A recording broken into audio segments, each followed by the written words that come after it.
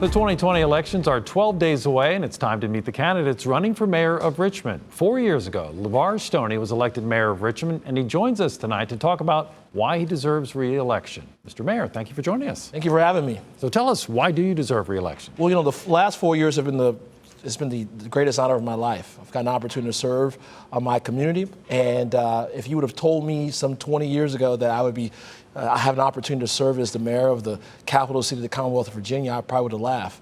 You know, as a son to a couple of teenagers, raised by my grandmother and my father, one that was a custodian, the other domestic laborer, I've been able to do some work to make a difference in people's lives. And that began with public education, building 3 new schools here in the city of Richmond. Very, very proud of that, in black and brown neighborhoods.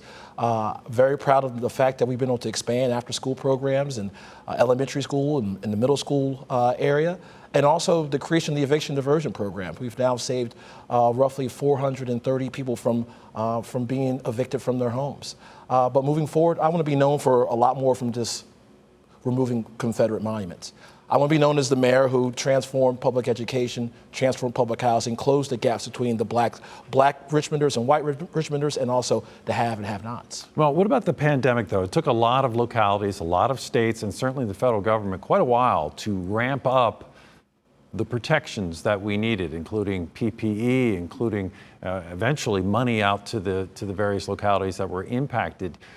Are you responsible for how long it took Richmond to ramp up, basically? It took a while before we saw testing that was widespread and certainly the availability of PPE. Now, were all the problems coming out of Washington, or how do you judge yourself as a respondent? One of the biggest failures I've ever seen our country ever have is just how we've handled this pandemic.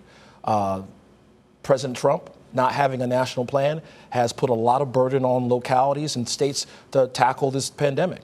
Local governments aren't equipped to handle 100-year sort of pandemics. But I'm proud of the fact that we were the first locality to suspend mass gatherings in the Commonwealth of Virginia. We were the first locality to request the governor to install a mask mandate as well. We were the first localities to actually stand up a targeted testing operation towards those black and brown communities, the most vulnerable communities in our city. And we lagged other areas when the phases started with relaxing some of those restrictions. Yes, we did.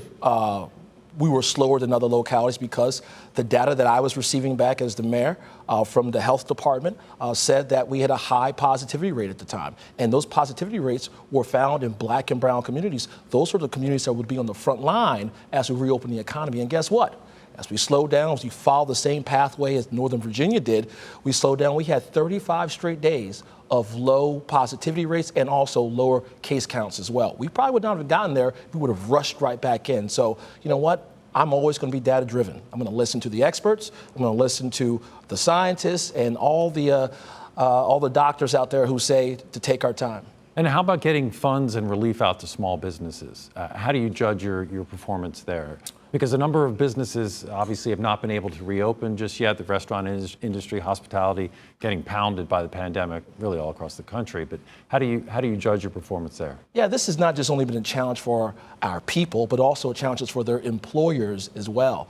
I pride myself that on my administration that we've been focused on not only helping our people, but helping our businesses too. We've put roughly $3 million out into the marketplace to those small businesses, restaurants, and other businesses, whether in small business disaster loan programs, which we reverted back into grants. And we also just started the Richmond Recovery Grant Program too, which I think 130 recipients were just doled out some dollars recently to keep people on the payroll and help them during this tough time. I think right now, more than ever, the key word during 2020 is HELP. Help. That's what the local government's there for. We saw a lot of unrest in the wake of the police killing of George Floyd, especially here in Richmond, that unrest.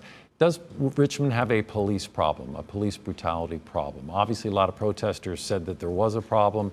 Some of those protests degenerated into looting and vandalism. Some businesses say they're not coming back because they're fearful. What do you say to that? Well, first, we would never condone any sort of vandalism, damage to property. That's first right off the bat. This has been a challenging time here in 2020. The murder of George Floyd has actually, I think, woke up the consciousness of a number of people. People took to the streets here in the city of Richmond. We respect the First Amendment right, for folks to exercise their First Amendment right, but we do not condone damaging property, vandalism, or any sort of violence. Now, do I believe that we have a good police department? I think we have a police department that's been accredited by national organizations, third-party organizations, but the accreditation that matters the most, the accreditation from the community. And so moving forward, I think we have to reimagine and reform the way we deliver public safety. And my task force has begun that work, and I think our new chief, Gerald Smith, is the change agent and reformer we need. All right, well, I apologize because we've run out of time. I told you it would go super fast.